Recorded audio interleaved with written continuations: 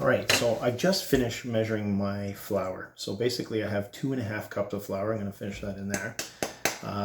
We're gonna break some rules here because normally I wouldn't let you guys use these glass ones for any dry stuff, but just like you might have at home, you might not have a dry measuring cup. So we're just gonna have to go with the liquid measuring cup, and that's what I've done today. So that's my flour just sitting there. Now I'm gonna get ready with the liquid. So I'm gonna start, I wanna activate my yeast. So this yeast comes in these little pellets. It's called active dry yeast, and it just sort of sits there dormant until we wake it up. And we wake it up with basically Fat Tom. If you think about it, we give it food, we give it warmth, we give it some time, oxygen, moisture, and it starts to do its thing, and it starts to create those little bubbles, and those little bubbles are gases that they give off in the bread. So all those little spaces that you see in your bread, that's exactly what that is. So I'm going to take half of this packet. I'm going to put that in there, and what we want to do is we're going to use water. We're going to use moisture, right? So water. You could also do this with milk if you wanted to. You could warm up some milk and do it that way.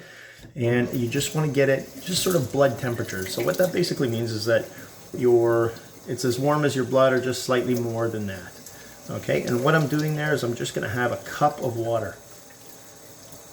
Okay, so I've got 2.5 cups of flour in my bowl already. I've got 1 cup of warm water here like this with my yeast, and now we give it food. So to give it food, we're giving it sugar. So it's a tablespoon. And I'm also going to add a little bit of salt in there as well. So 1 teaspoon of salt. And you'll also notice that I'm actually using my spoons because I don't have measuring spoons right now here. So you can do the exact same thing. So if you look at it, and we've talked about this before, but a teaspoon is like a tablespoon is 3 teaspoons. Okay, so you can use these, and as long as you're really close with bread, it's okay. It doesn't have to be a science as if you were making a cake or something like that. What we're going to do is we're going to spin that around. Okay, and we're just going to let that do its thing. And what you'll start to smell is the smell of beer, and that's what we want. We want that yeast to continue activating. You may or may not have one of these little packets in your house. Okay, and it could be years and years and years old, and that may also mean that the yeast is dead. So your bread may not rise if you're using a really, really old one. If you have to use it, I mean, whatever. But if you can get fresh stuff, it's better. There's usually a best before date on it. So check it out, see how old it is. If it's 3 years old, it's probably not going to do very much for you.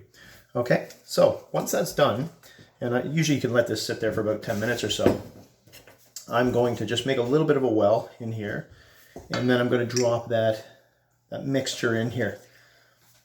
And I want them to get all that stuff out, like that. All right, and then what I'm going to do is I'm just going to start to stir that around. I don't know if you can see it there, that's it. It's going to get gluey, and you're going to start to think, oh my God, this is never going to come together, this isn't going to work out, but it will. It'll be okay, as long as you measured it correctly. If you've got different flours, you can totally use them, but you need to make sure that you've got at least some white flour to sort of blend it in there, otherwise it's just not it won't be as nice on your palate. Okay, but if you're stuck, you're stuck. Do what you got to do.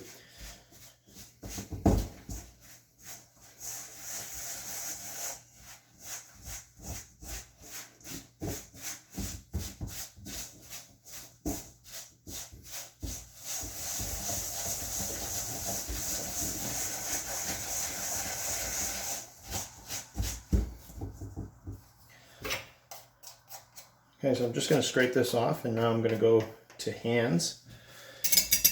I don't know if you can see it. That's it. Just going to sort of keep bringing that around until I absorb everything that's in there. And I'm going to want to knead that as well.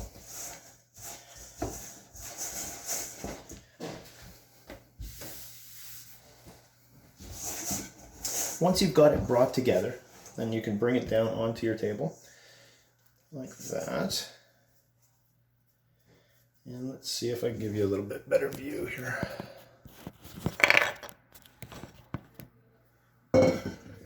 Can't see it all that well, can you? All right. Yeah, we're going to have to cut and paste this one. All right.